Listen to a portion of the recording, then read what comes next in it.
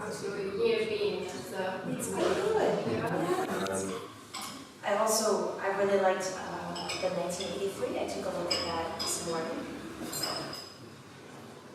We've had a long list of books, almost 80 books submitted for the prize, and when we were reading those books, we were looking for several features. We wanted to have quality. We wanted to have books which would be credible in terms of delivering content which is actually fact-checked, which is well-researched and done in a serious way.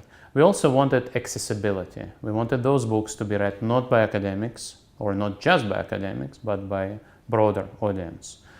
We also wanted to make sure that those books will remain read not just this year or next year, but say 10 years down the road or 20 years down the road.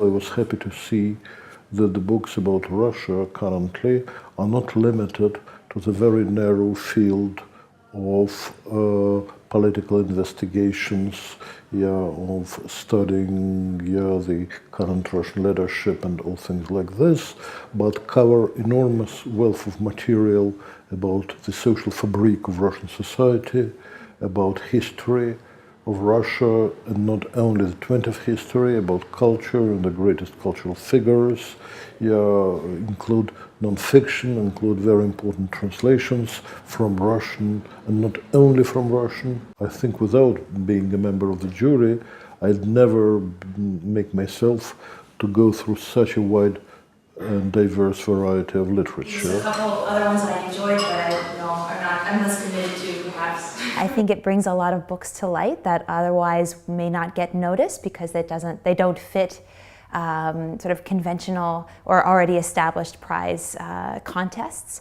And so I certainly found like I discovered a lot of books that I wouldn't have noticed otherwise. And I think the Pushkin House in general, but also the prize brings those kinds of works to our attention and to the public's attention and really celebrates the diversity of work that's being done and attention and scholarship that's being brought to the post-Soviet space. Well, your decision, what would you decide? I would be very pleased to be a part of the mutual decision to present the full-scale, sort of a colorful picture of Russian history, of Russian politics, of Russian traditions. And in the selection of the shortlist, I think we basically solved this problem from different angles, well, on different levels, of research.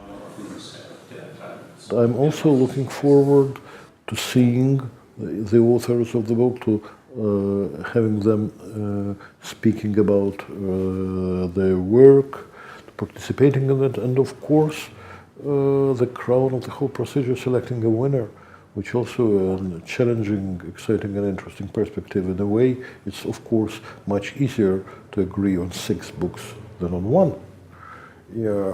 And that will be a much more challenging part, but also an exciting one.